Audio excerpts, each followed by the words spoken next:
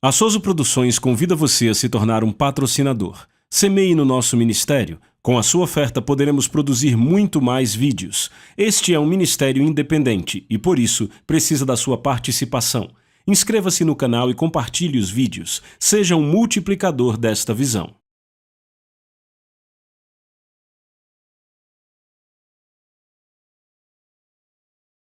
Os versículos usados nos vídeos que traduzimos nem sempre correspondem a versões em português. Muitas vezes precisamos traduzir do original em inglês para fazerem sentido no contexto do vídeo. Aleluia! Você está pronto para isso? Livro de Romanos.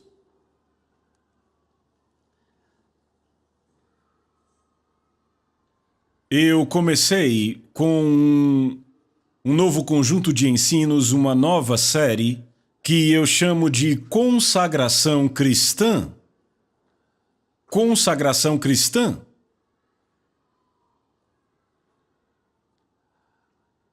Em Romanos capítulo 6,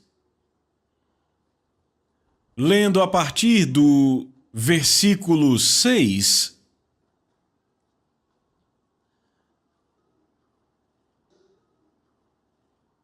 diz: sabendo isto. Eu penso que quando vejo uma palavra assim, eu não acho que ninguém comece uma afirmação importante com a palavra sabendo. Deve haver uma conexão em algum lugar. Parece que ele está falando de algo sobre o que eu preciso saber. Então, vamos para o versículo 1. Então, começando do versículo 1, capítulo 6 de Romanos. O que diremos então? Continuaremos no pecado para que a graça abunde? De forma nenhuma. Como nós que estamos mortos para o pecado, viveremos ainda nele? Eu quero que vocês notem o que ele está dizendo. Como ele diz, será que devemos esta graça, a graça de Deus, que foi concedida, que nos foi dada? Ele diz, veja, agora que sabemos disso, devemos continuar pecando para que a graça continue agindo? Ele diz, de maneira nenhuma, como nós que estamos mortos para o pecado. Que descrição! Nós que estamos mortos para o pecado. Ou seja, se você nasceu de novo, você está morto para o pecado? Ou isso é real, ou irreal. Mas isso é real. Como nós, que estamos mortos para o pecado, viveremos ainda nele? Não sabeis que todos nós, que fomos batizados em Jesus Cristo, fomos batizados na sua morte? Afirmações fortes. Estas são afirmações fortes, estou dizendo. Declarações muito, muito fortes. Ele diz, vocês não sabem que todos os que fomos batizados em Jesus Cristo, fomos batizados na sua morte?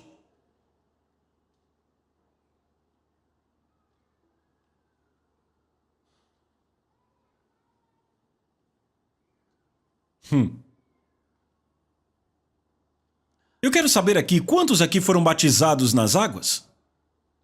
Vocês foram batizados nas águas? Você sabe o significado disso? Você não pode voltar para o mundo. É uma sentença de morte. Voltar para o mundo depois que você foi batizado. Você não volta. Sabe, tem gente que diz, a pergunta delas é, o batismo é obrigatório? Alguns dizem, se você puder, batize-se. Se não puder, não tem problema. É melhor se batizar? É melhor porque a separação final do mundo é o batismo nas águas.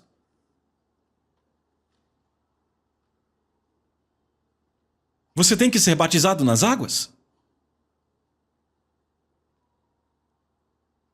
Mas a Bíblia claramente diz que o batismo nas águas não te salva. Por quê? Porque é um homem que recebeu a salvação que te batiza. Então, se você é batizado sem receber a salvação, você não é salvo. É simples assim. Então, quando você recebe a salvação, isto significa nascer de novo. Daí você é batizado. É como dizer, fazer coisas cristãs não vai te salvar. Mas se você é um cristão, você tem que viver uma vida cristã. Você faz coisas cristãs. Como, por exemplo, você vai à igreja, você ora em nome de Jesus, você estuda a Bíblia. Tudo isso são boas obras. Só que elas não te salvarão. Mas se você é um cristão, você deve fazê-las. Você entende? Esse é o ponto. Então, o batismo nas águas não te salva. Mas como todas as outras coisas importantes na palavra de Deus que um cristão deve fazer, e estas coisas o ajudarão a responder em boa consciência. O mesmo é com o batismo nas águas. Jesus instruiu isso, é melhor você fazer. Então ele diz, não sabeis que todos os que fomos batizados em Jesus Cristo fomos batizados em sua morte? Portanto, fomos sepultados com ele para a morte pelo batismo, para que assim como Cristo foi ressuscitado dentre os mortos pela glória do Pai, assim também nós andemos em novidade de vida. Ele diz, fomos sepultados com ele. Para a morte pelo batismo, fomos sepultados com Cristo.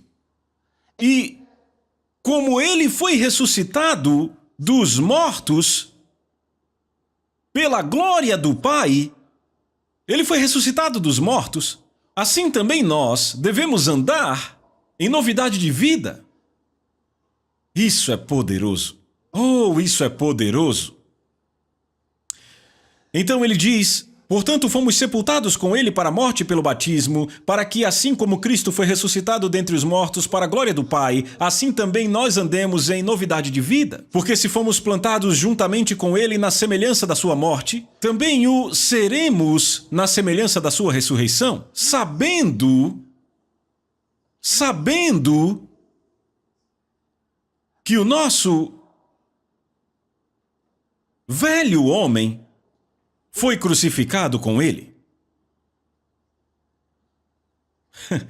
Me lembra de uma história que eu ouvi anos atrás. A história conta que um pregador há muito tempo estava lendo esse texto e disse, agora eu entendo. Ele disse, agora eu descobri quem era o pai de Paulo. E disseram, pai de Paulo? E ele disse, sim, eu descobri quem ele era. Porque foi Paulo, você sabe, que escreveu para os romanos, e ele disse, agora eu descobri o pai de Paulo. Então quem era o pai de Paulo? Ele disse, era o ladrão que foi crucificado com Cristo. E disseram, como você chegou a isso? Ora, tá aqui, Paulo disse, o meu velho foi crucificado com Cristo.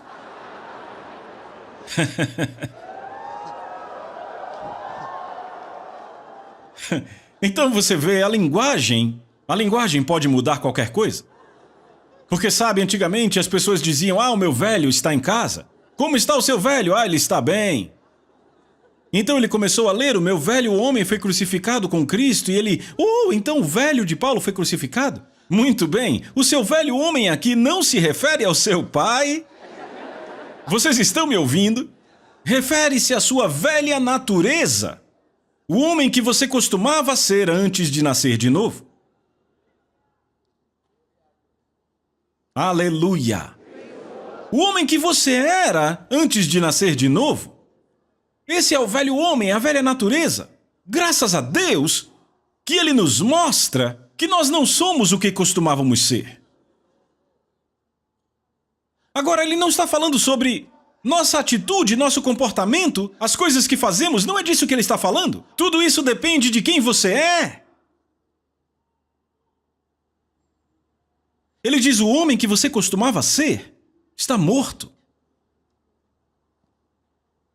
Sabe, muitos de vocês, jovens cristãos, por assim dizer, novos convertidos, ok? Em outras palavras, vocês nasceram de novo, talvez nos últimos 15 anos. Isso é novo.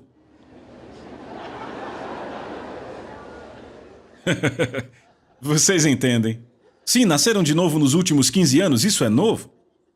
Então talvez não estejam familiarizados com algumas coisas que costumavam acontecer com alguns cristãos e as velhas doutrinas que eles pregavam. Deve haver algumas ainda hoje, como o ensino da natureza dupla, na qual dizem que o cristão tem duas naturezas. Ele tem a velha natureza e tem a nova natureza, as duas naturezas. Então, se ele se inclina para a velha natureza, fará coisas más, e se inclina para a nova natureza, fará as coisas boas, então tem as duas naturezas nele. Bem, isso não faz sentido, ele não tem duas naturezas. Acabamos de ler que a nossa velha natureza foi crucificada com ele.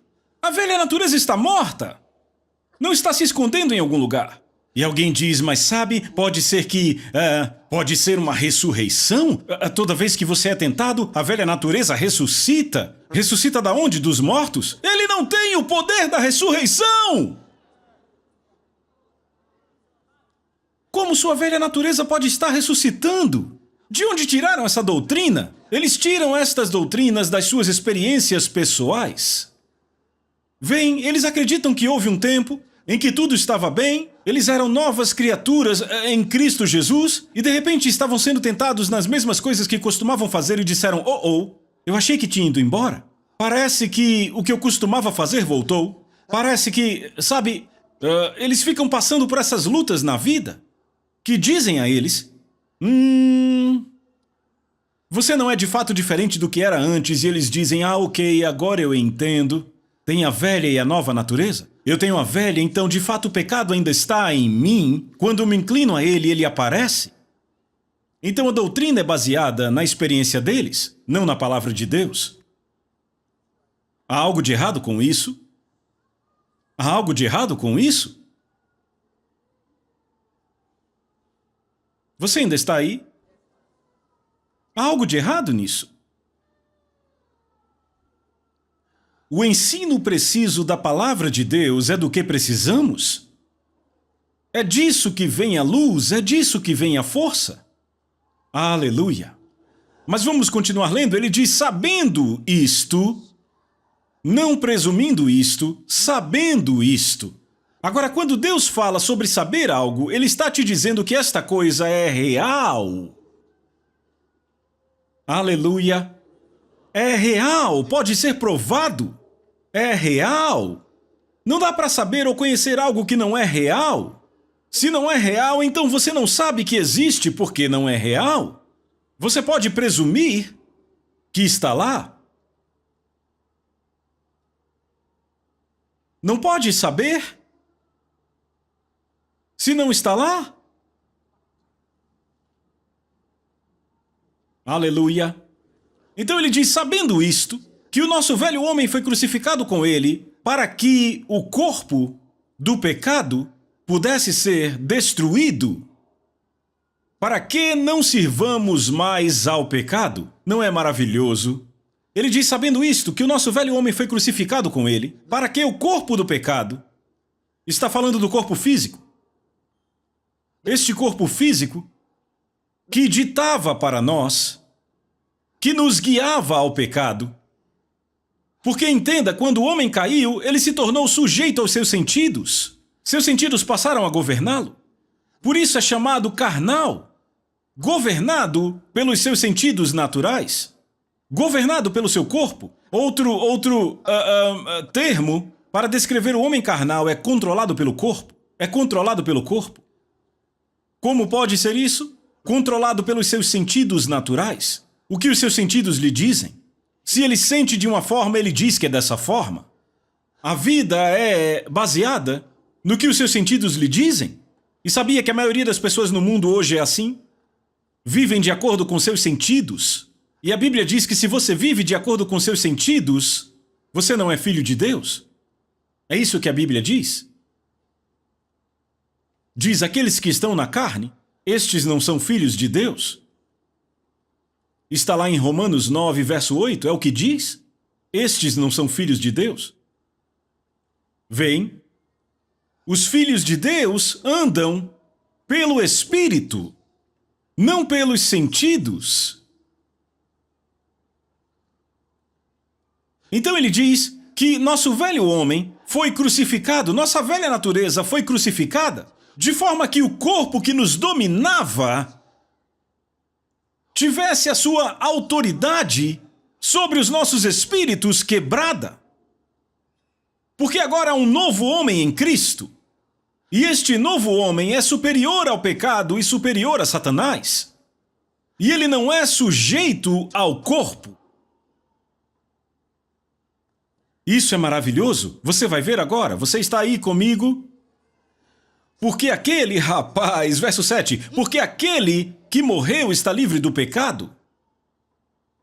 Como assim aquele que morreu está livre do pecado? O que aconteceu? Quando morremos com Cristo, nós fomos livres do pecado. Sabe, eu já disse várias vezes, existe essa coisa sobre a redenção, e eu não estou dizendo isso para criticar, porque eu sei que ao redor do mundo existem ministérios que são chamados ministérios de redenção, ministérios redentores, ministérios que redimem, tudo isso, sabe? Mas a verdade é a seguinte. O cristão não é um homem redimido. Eu não sei porquê, sabe, é tão fácil estudar a Bíblia. Sabe, é como o que eu disse sobre o pentecostalismo dia desses. Sabe, eu disse, só há uma razão para eu não ser pentecostal. Eu disse, por quê? Quando se estuda a Bíblia, aqueles que estavam celebrando o Pentecostes não receberam o Espírito Santo? Então, é uma contradição. É uma ironia. Descobrimos que os pentecostais, se você pergunta a eles o que significa ser pentecostal, esses pentecostais, eles dizem que os pentecostais são aqueles que acreditam no Espírito Santo e no falar em línguas.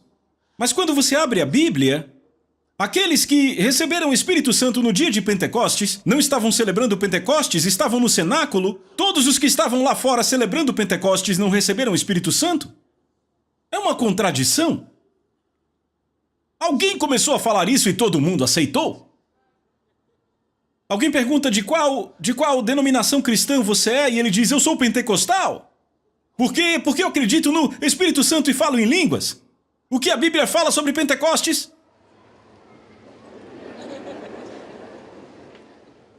Eles não sabem. Cristãos nunca celebraram o Pentecostes. Nunca o fizeram. Era uma festa judaica. E não tem nada a ver com cristianismo. Então, por todo o Novo Testamento, você não encontra cristãos celebrando Pentecostes? Então, no dia de Pentecostes, os únicos cristãos que haviam naquele dia estavam no cenáculo trancados, com medo. Enquanto outros celebravam Pentecostes, o Espírito Santo veio sobre eles, não veio sobre os pentecostais. Veio sobre aqueles que estavam separados do Pentecostes. Você entende? Mas sabe, eu já disse isso, o fato de uma coisa estar em voga há muito tempo não a torna uma verdade. Mas tem pessoas que se apegam a isso. Dizem, eu vou morrer com isso. Eu me agarro a isso. Porque isso ameaça a segurança deles, entende? Tem um monte de coisa. Eu já disse aqui, é por isso que você precisa conhecer a Bíblia por si mesmo. Certamente. Vem.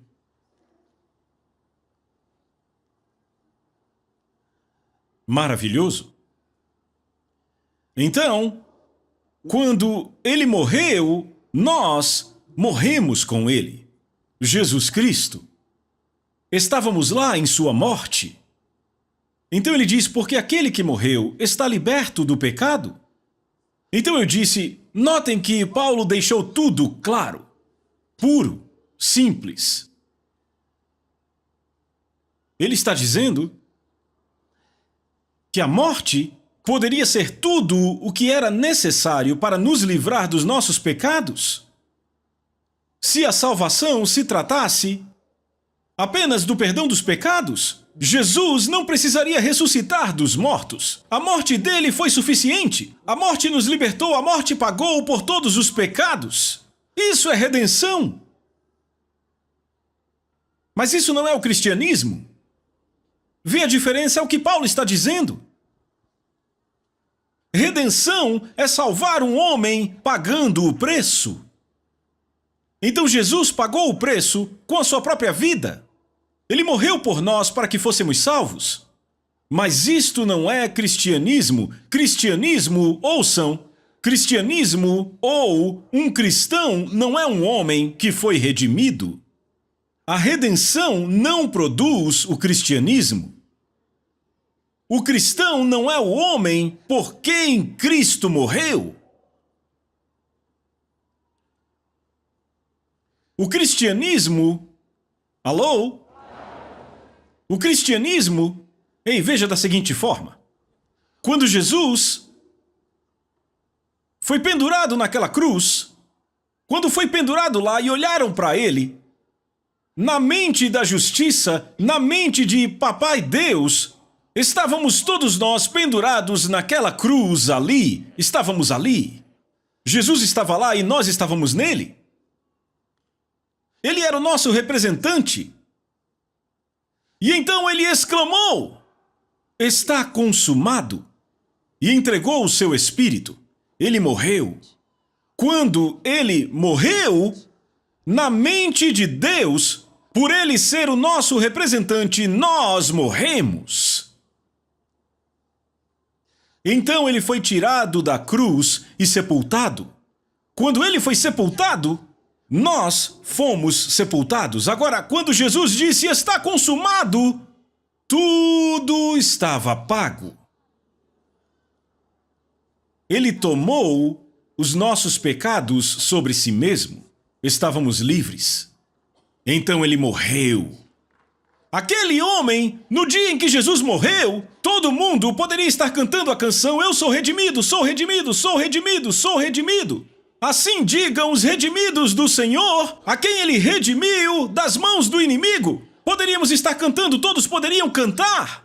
Quando ele morreu, foram libertos dos seus pecados. Porque Jesus carregou os seus pecados e foi para o inferno. Você entende isso? Isso era tudo o que era necessário. Isso é redenção.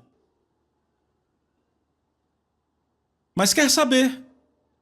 Aqui está a coisa grande. Aqui está o que os anjos não viram. A Bíblia diz que os anjos ainda se maravilham com isso. E buscam perscrutar isto. Eis o que Satanás não viu.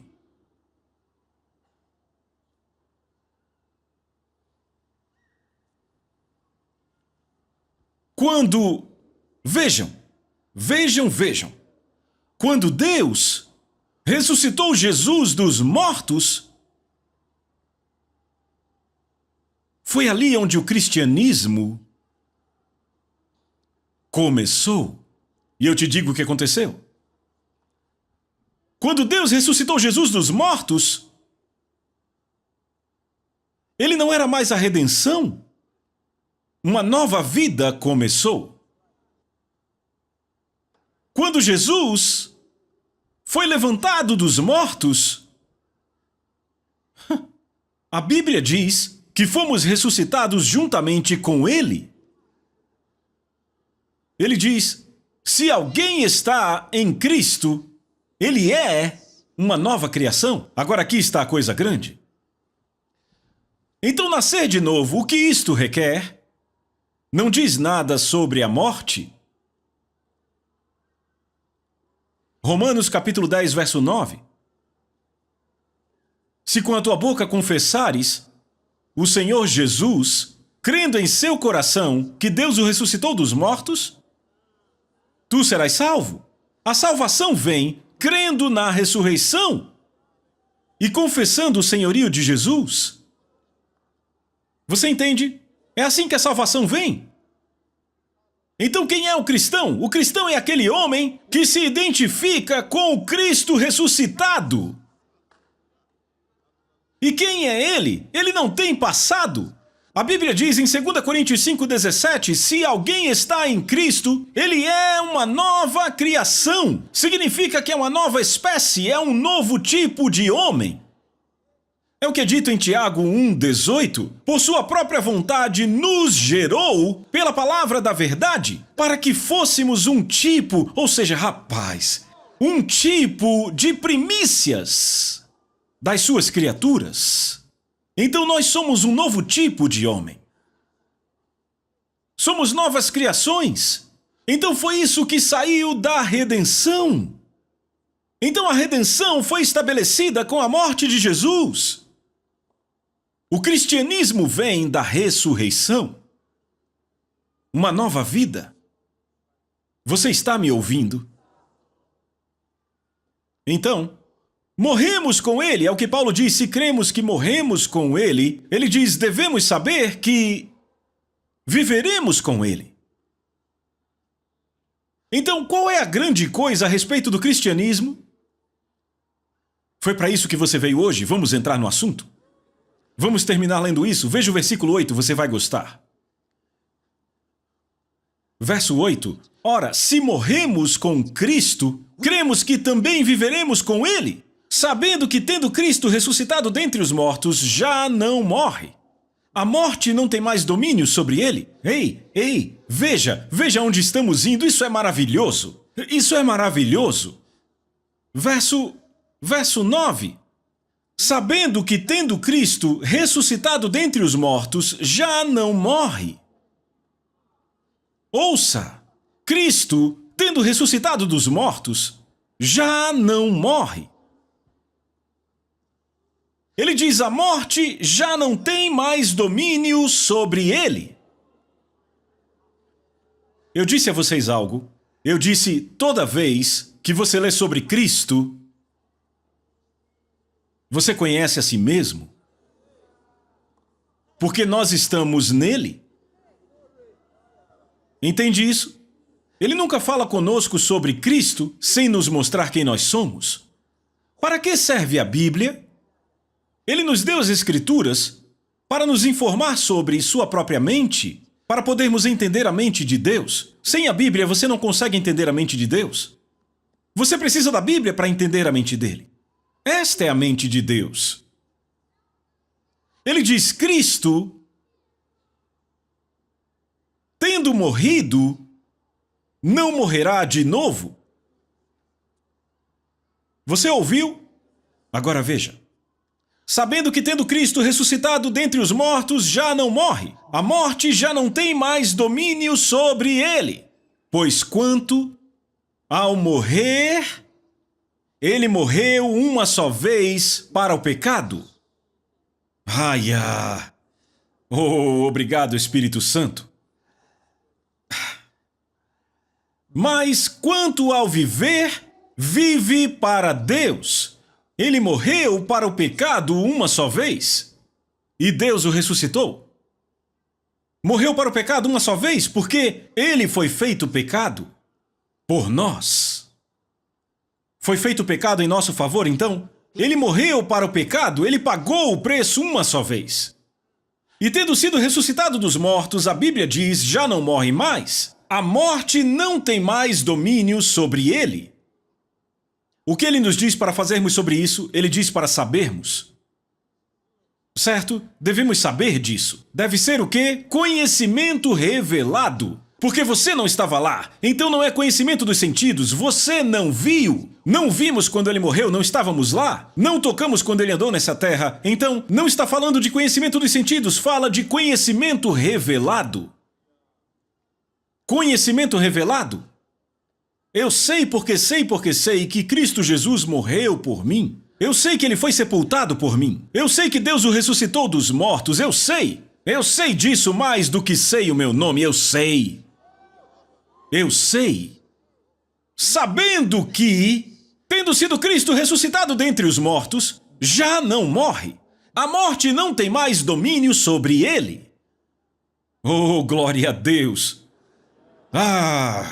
Pois quanto ao morrer, verso 10, ele morreu uma só vez para o pecado. Mas quanto ao viver, vive para Deus. Ele vive para Deus. Ele morreu para o pecado uma vez, ele vive para Deus. Ele morreu para o pecado uma só vez, ele vive para Deus. O que isso significa? Ele vive para Deus. Significa que toda a sua vida pertence a Deus. Ele vive para Deus. Ele vive para Deus. Ele vive para os propósitos de Deus. Ele não tem mais vida em si mesmo. Ele vive para os propósitos de Deus. Você está ouvindo o que eu estou lendo para você? Ele vive para Deus. Ele não tem mais vida em si mesmo. Ele morreu para o pecado uma só vez. E agora que ele vive porque Deus o ressuscitou dos mortos, ele vive para Deus que o ressuscitou dos mortos. Agora vejam isso. Versículo 11. Leiam essa palavra, a primeira palavra. Outra vez. De novo. Significa da mesma forma.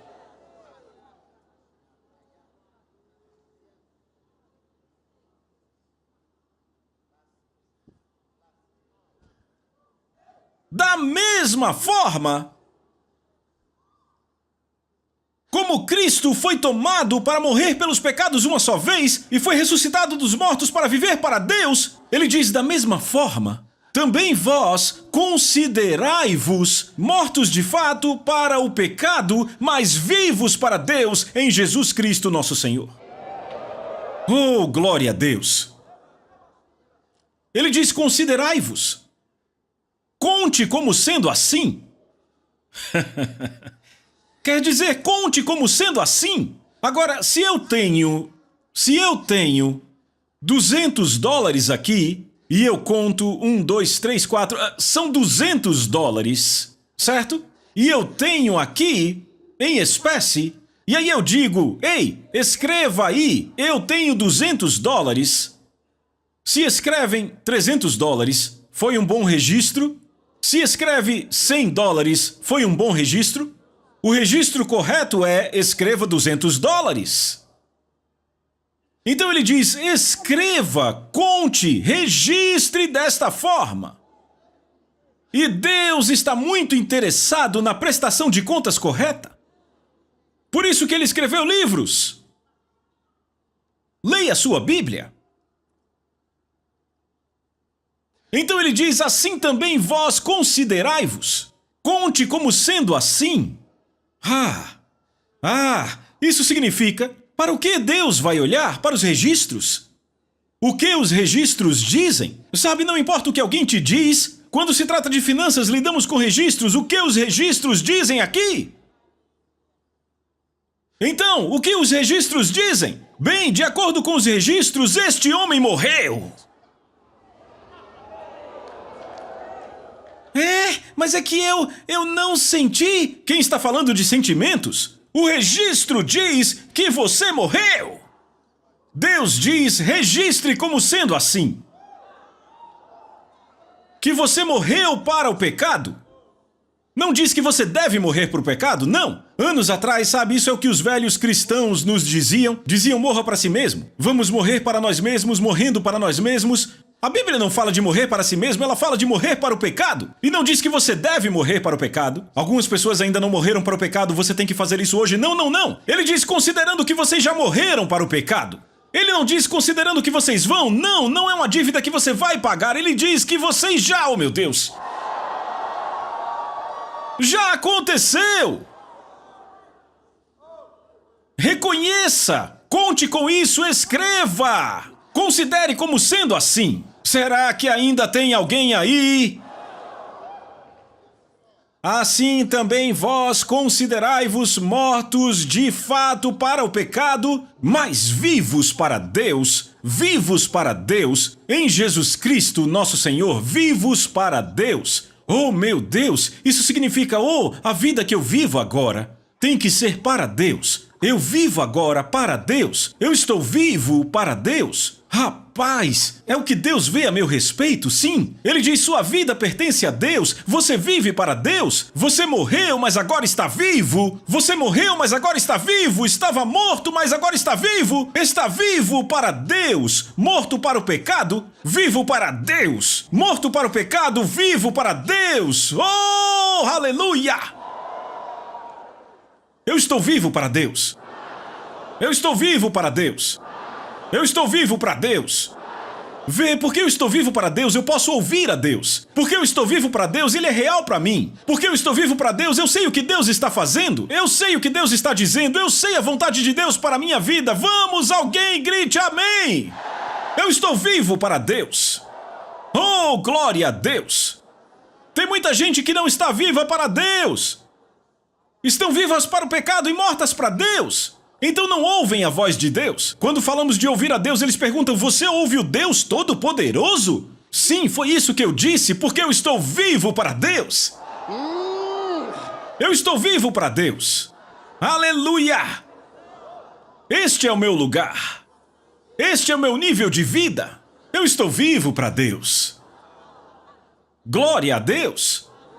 Você está vivo para Deus? Oh, meu Deus.